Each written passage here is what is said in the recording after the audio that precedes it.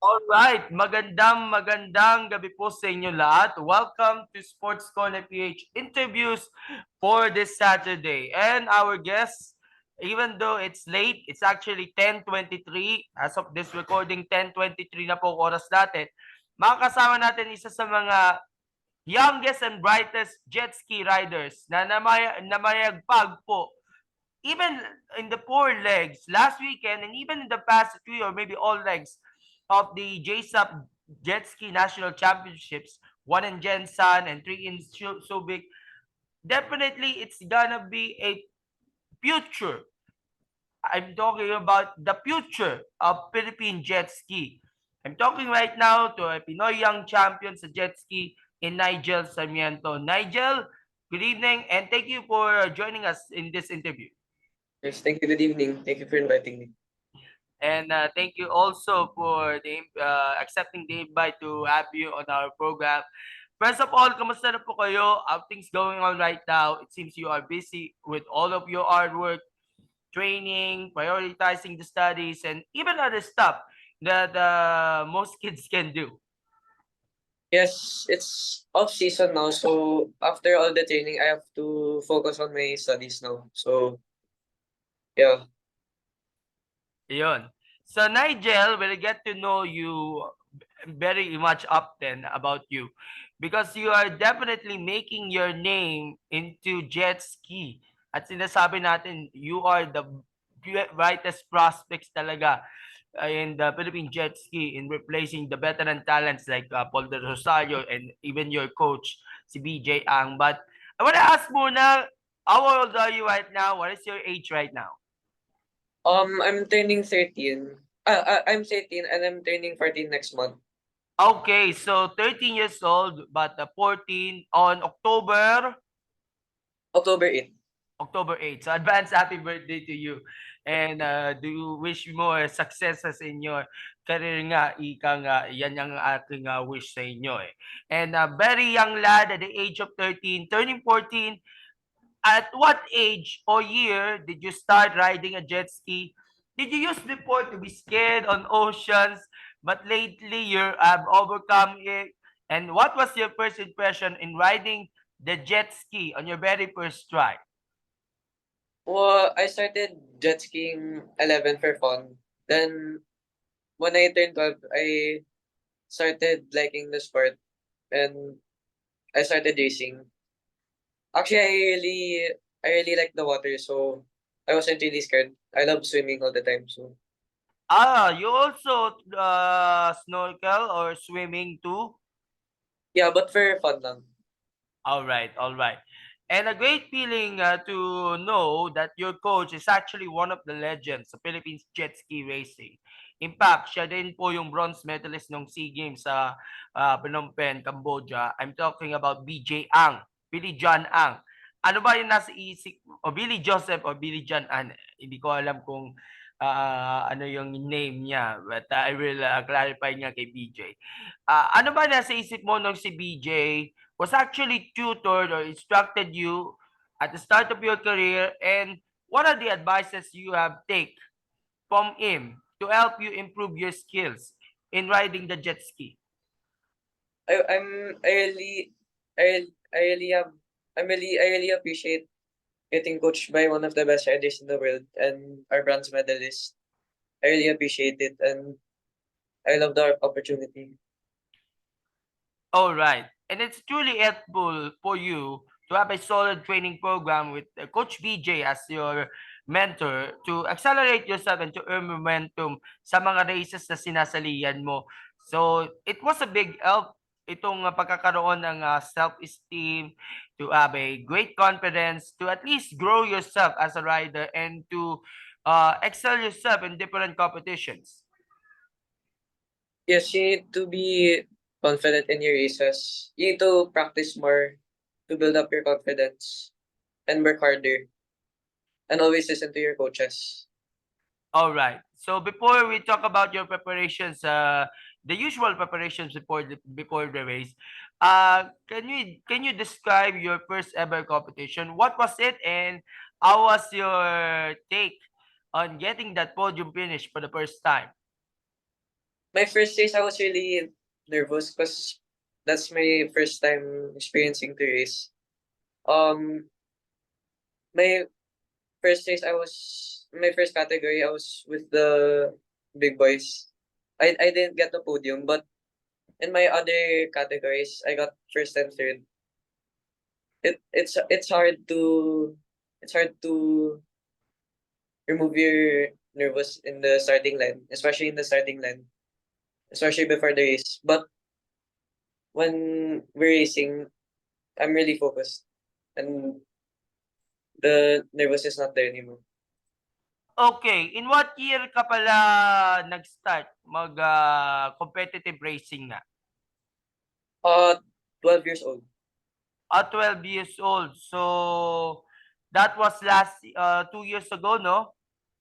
Last year. Last year pala. So you actually started during the pandemic talaga eh. Kasi alam natin, kahit may restrictions, eh tuloy pa rin yung paglalaro nga ng jet ski, no, sir? Yes, they still continued it. All right. Last All right.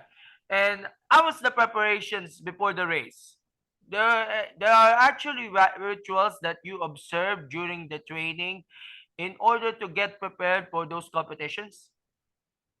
I always pray before the race, and then I warm up and then practice hard.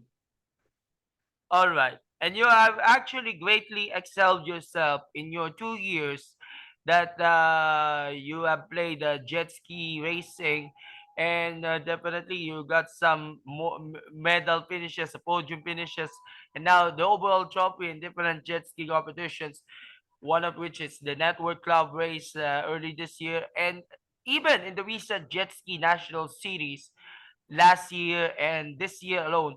But let's focus on this year's series, which was held in Jensen at the first leg and in Subic in the succeeding three legs, where you managed to get an overall trophy in the novice run about 11,000 stock, if I may correct. 1100. Okay, 1100. And I think there's also another category that you have won the overall trophy. Supercharge 1800 novice. Okay, sa supercharge pala. So how do you assess those legs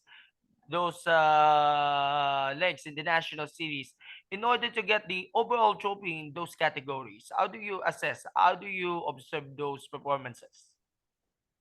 Um, I'm I'm proud of my results, and hopefully I could stay consistent until next year and work harder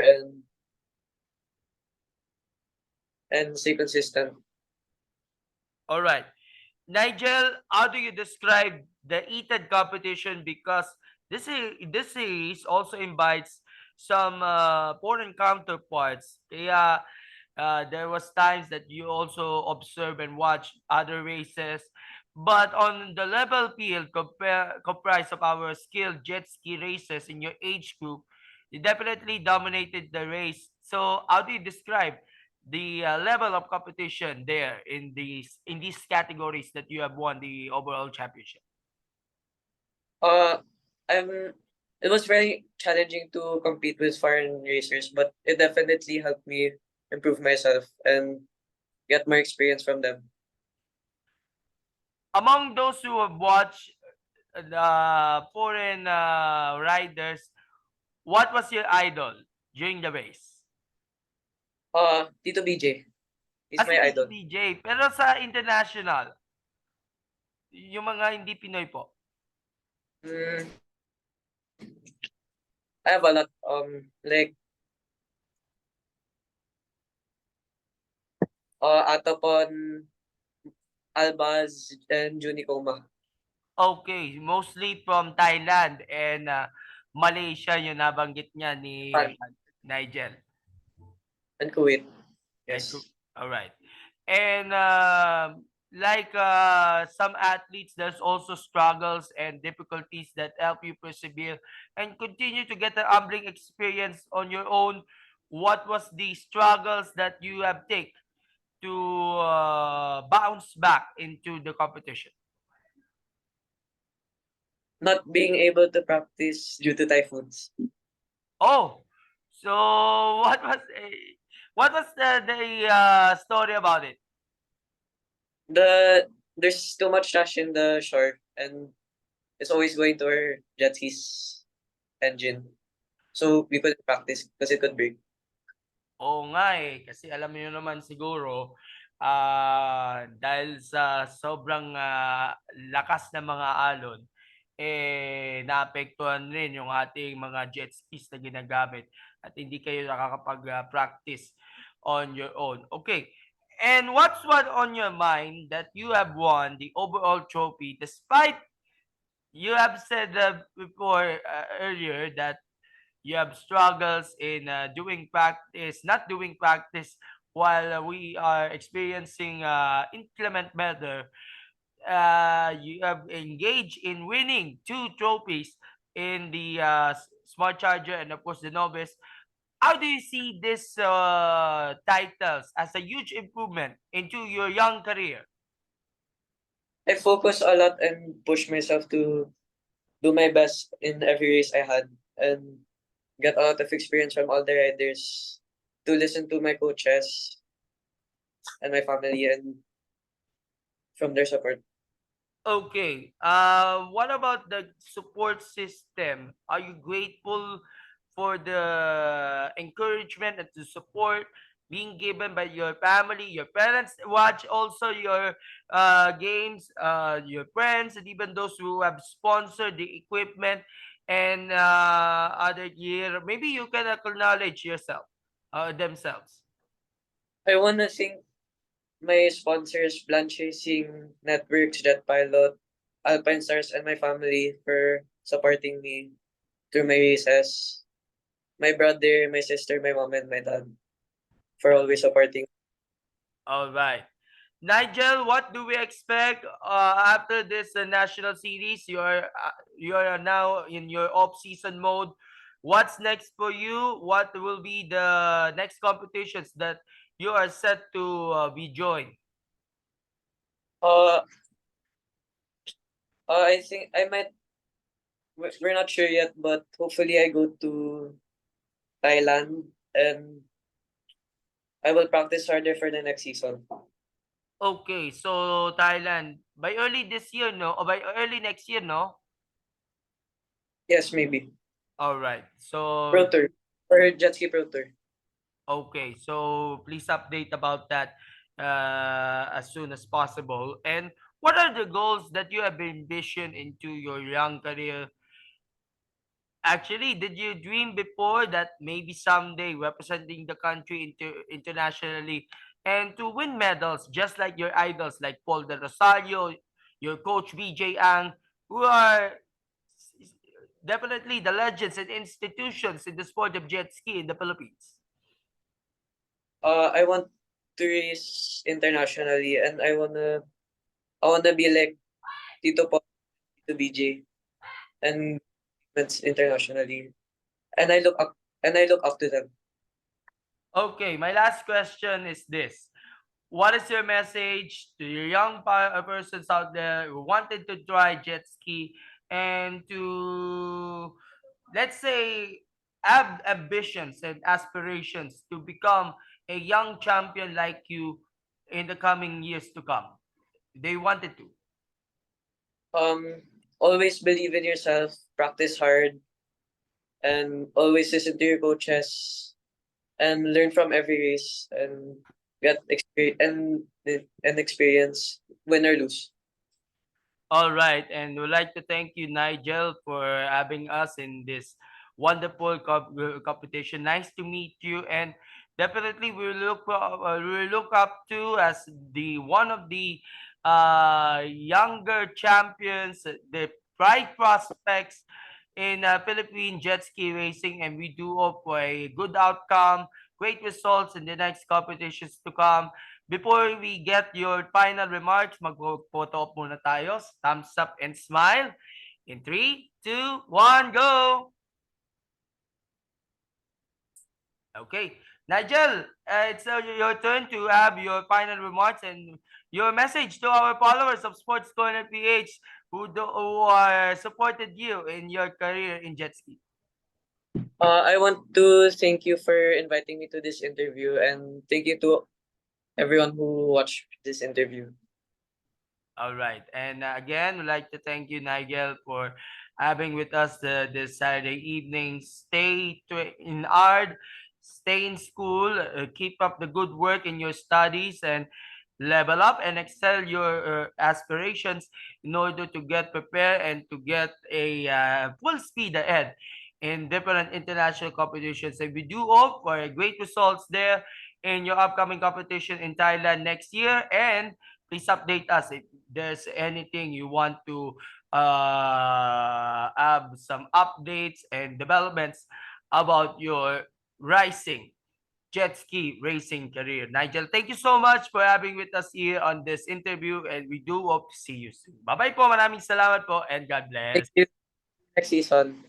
See you.